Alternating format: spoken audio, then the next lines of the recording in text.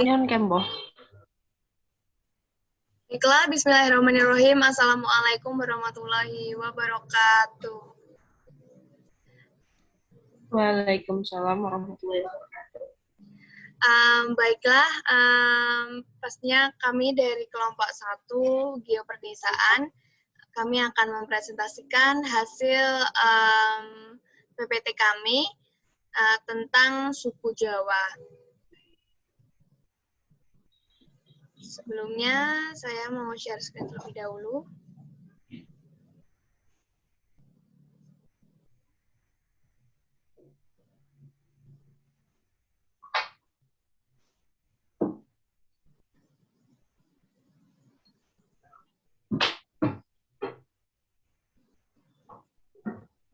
Nah, untuk kelompok 1, kami terdiri dari 5 anggota, yaitu ada saya sendiri, Sherly Anjali Putri, kemudian ada Roma Indah Wahyuningsih yang juga bergabung, kemudian ada juga Muhammad Doriski yang juga bergabung, dan ada 2 anggota kami lainnya, yaitu ada Suhada dan juga Ramadan Guntur. Kami mengangkat tentang suku Jawa, dan sejarah dari suku Jawa ini menurut surat kuno Keraton Malang, asal-usul suku Jawa berasal dari kerajaan Turki pada tahun 450 sebelum Masehi, yang mana kala itu Raja Rum, yaitu raja dari kerajaan Turki, mengutus para penduduknya untuk membuka lahan di pulau kekuasaannya yang belum berpenghuni. Namun karena adanya gangguan binatang buas, banyak penduduk yang menderita sehingga mereka pulang kembali ke negara aslinya, seperti itu. Nah, kemudian pada tahun 350 sebelum Masehi, Raja kembali mengirim para penduduk untuk kedua kalinya, yang mana perpindahan tersebut membawa 20.000 laki-laki dan 20.000 perempuan yang berasal dari Coromandel. Perpindahan tersebut dipimpin oleh Aji Keller yang menemukan Nusa Kendang dengan dataran tinggi yang ditutupi oleh hutan lebat dan banyak binatang buas. Yang mana konon saat itu para penduduk sangat senang karena di pulau tersebut banyak ditemukan bahan pangan dan tanaman yang subur bernama tanaman Jawi, seperti itu. Itu adalah sejarah dari suku Jawa. Untuk strata sosial yang ada di suku Jawa ini terdiri dari 3, yang mana ada golongan bangsawan atau raja, kemudian di bawahnya ada para priai atau golongan intelektual, baru kemudian ada rakyat di strata yang paling bawah, seperti itu. Teman-teman bisa melihat juga gambar ilustrasi dari bangsawan, priai, dan juga rakyat. Seperti itu. Itu adalah strata sosial suku Jawa.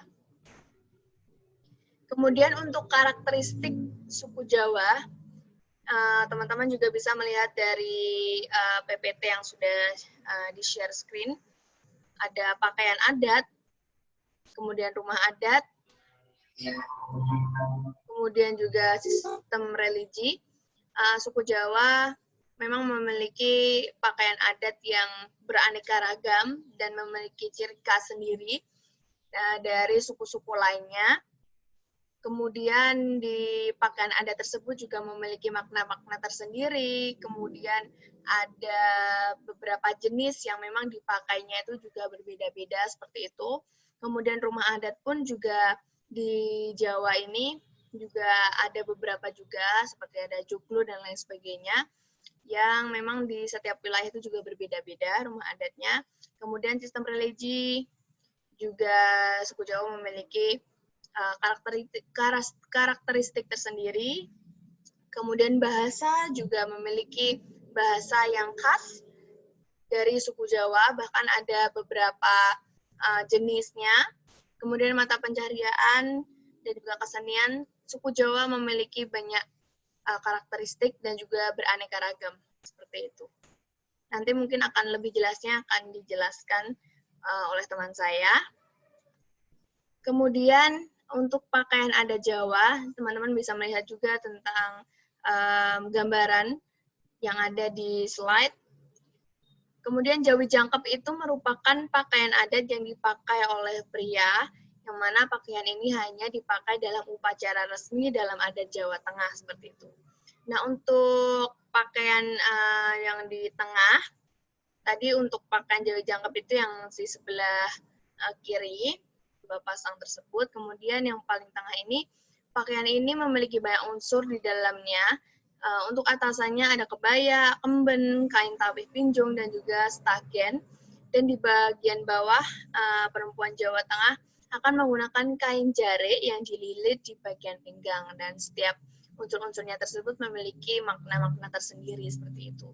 Kemudian di sebelah kanan ini ada kain batik, ya. Pakaian yang satu ini sudah terkenal sejak dulu dan tersebar hampir di seluruh penjuru Nusantara.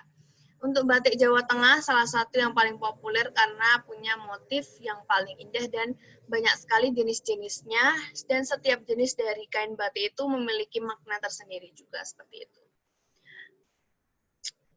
Untuk selanjutnya akan dijelaskan oleh teman saya. Silahkan.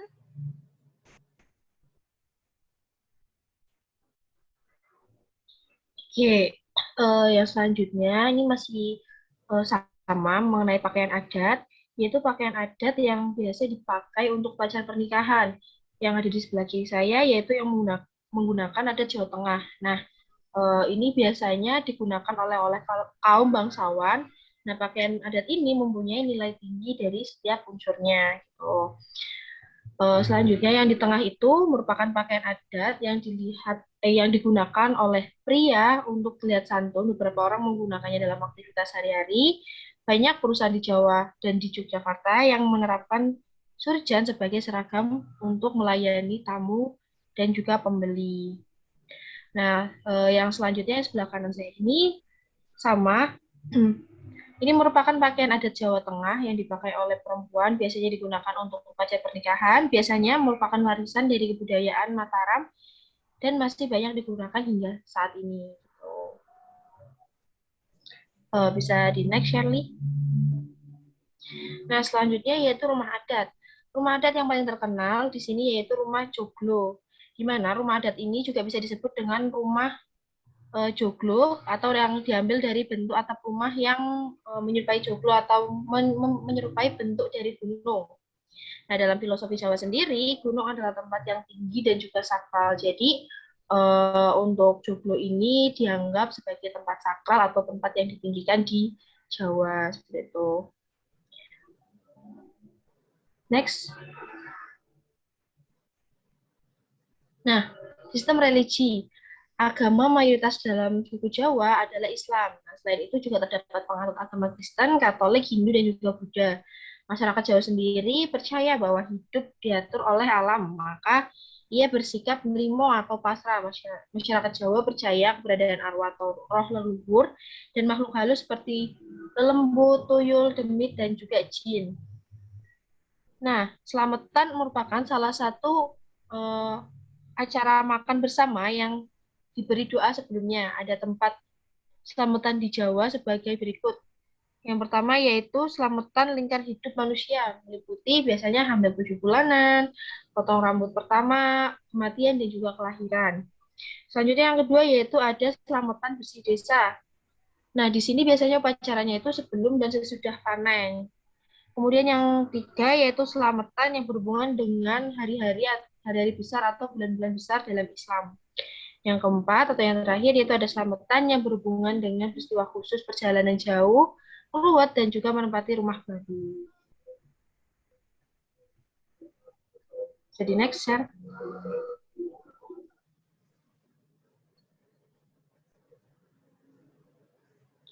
Oke, bahasa yang digunakan dalam bahasa Jawa itu terdapat 3. Yang pertama itu Jawa Ngoko, Jawa Madya, dan juga Jawa Krama. Yang mana bahasa-bahasa ini biasanya digunakan untuk menjadi pembeda gitu. Yang pertama biasanya Jawa Ngoko digunakan terhadap orang yang sudah akrab atau lebih muda atau lebih rendah status sosialnya. Sedangkan Jawa Madya itu diberikan kepada orang yang tidak dikenal. Nah, bahasa ini dianggap lebih sopan jika dibandingkan dengan bahasa Ngoko. Yang terakhir yaitu Jawa Krama. Kepada Jawa orang ini biasanya bahasa ini biasanya diberikan kepada orang yang tidak dikenal atau yang lebih tua.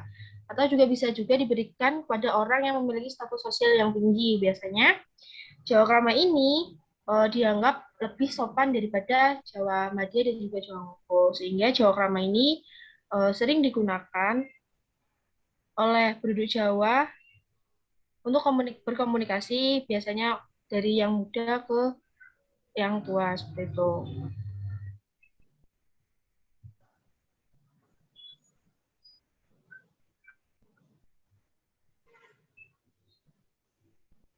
Nah, selanjutnya yaitu mata pencarian. Di Jawa sendiri, mata pencariannya itu kebanyakan yaitu bertani. Nah, bertani ini merupakan mata pencarian utama. Biasanya dilakukan di ladang dan di sawah. Selain itu, pertanian masyarakat Jawa juga menjalankan usaha sambilan seperti mencetak batu bata, membatik, tukang kayu, dan menganyam tikar. Next.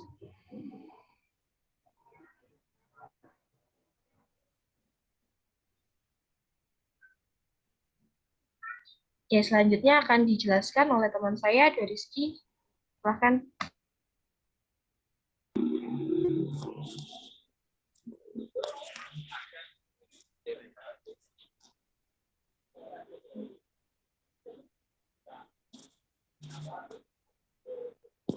Oke, selanjutnya kesenian di Jawa, yaitu pertama tari-tarian. Di Jawa beraneka ragam, terdapat tari-tarian di antaranya sebagai berikut. Yang pertama adalah tari Tayuban, adalah tari untuk meramaikan suasana acara seperti hitanan dan perkawinan. Yang selanjutnya adalah tari reog yang berasal dari Ponorogo, yaitu penari utamanya menggunakan topeng berbentuk dadak merak raksasa. Yang ketiga adalah tari serimpi, adalah tari yang bersifat sakral dengan irama lembut.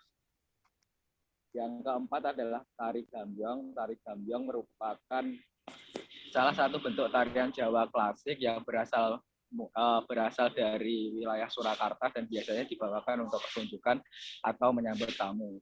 Dan yang terakhir adalah tari bedoyo.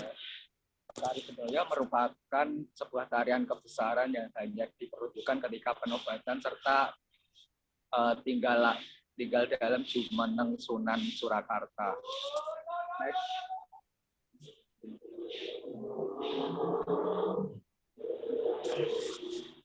Selanjutnya adalah kesenian musik. Kesenian musik sendiri di Jawa yang paling terkenal adalah gamelan, merupakan seni musik Jawa yang terdiri atas gambang, bonang, gender, saron, rebab, seruling, kenong, dan kempul. Dan selanjutnya adalah seni pertunjukan. Seni pertunjukan sendiri di Jawa terdapat banyak. Salah satunya adalah wayang yang paling terkenal. Selain itu juga ketoprak, ludruk, dan kentrung. Next.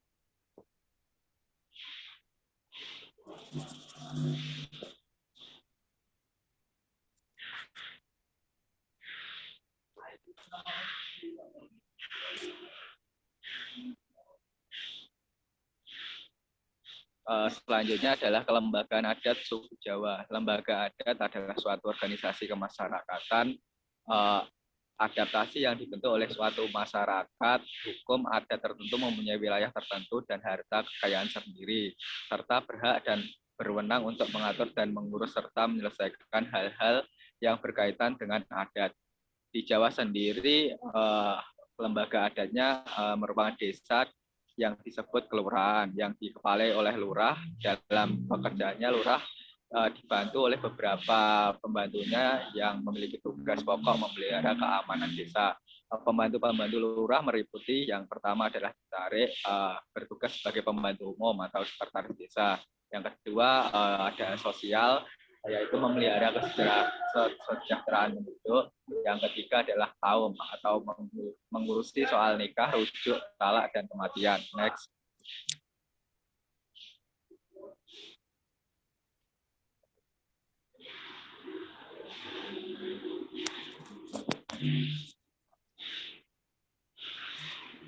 Slide selanjutnya adalah tokoh-tokoh yang terkenal di suku Jawa. Yang pertama adalah Insinyur Soekarno. Insinyur Soekarno adalah Presiden Republik Indonesia sekaligus tokoh proklamator negara ini. Soekarno akrab dipanggil dengan julukan Bung Karno. Bung Karno juga dikenal sebagai putra sang fajar karena lahir saat fajar menyingsing. Yang kedua adalah Pangeran Diponegoro. Pangeran Diponegoro adalah pahlawan nasional yang memperjuangkan kemerdekaan Indonesia. Beliau lahir di Yogyakarta dengan nama asli Raden Mas Ontowiryo. Pangeran Diponegoro merupakan putra dari Sri Sultan Hamengkubuwono III. Yang selanjutnya adalah R.A. Kartini. Raden Ajeng Kartini merupakan sebuah tokoh Jawa atau pahlawan nasional yang dikenal sebagai pelopor kebangkitan perempuan pribumi atau Nusantara. Selanjutnya adalah Jenderal Sudirman. Jenderal Sudirman merupakan Panglima Tentara Nasional Indonesia yang lahir di 24 Januari 1916, merupakan perwira tinggi Indonesia pada masa Revolusi Nasional Indonesia. Sebagai Panglima Besar, Jenderal Sudirman merupakan sosok yang dihormati di Indonesia. Yang selanjutnya adalah Ki Hajar Dewantara atau juga bernama kecil Raden Mas Suwardi Sujaningrat, dikenal sebagai Ki Hajar sejak tahun 1922. Ia lahir di Pakualam, Yogyakarta. Ki Hajar Dewantara merupakan aktivis pergerakan kemerdekaan, seorang politisi dan pelopor pendidikan kaum pribumi Indonesia pada masa penjajahan Belanda. Selanjutnya adalah W.R. Supratman. Beliau merupakan seorang seniman dan juga merupakan pengarang lagu Indonesia Raya dan dijadikan sebagai lagu kebangsaan Indonesia Raya. Yang selanjutnya adalah Kiai Haji Ahmad Dahlan. Kiai Haji Ahmad Dahlan merupakan aktivis agama dan juga pendiri Muhammadiyah. Yang selanjutnya adalah Kiai Haji Hasyim Asy'ari, adalah aktivis agama dan juga pendiri sekaligus pendiri organisasi Nahdlatul Ulama. Next.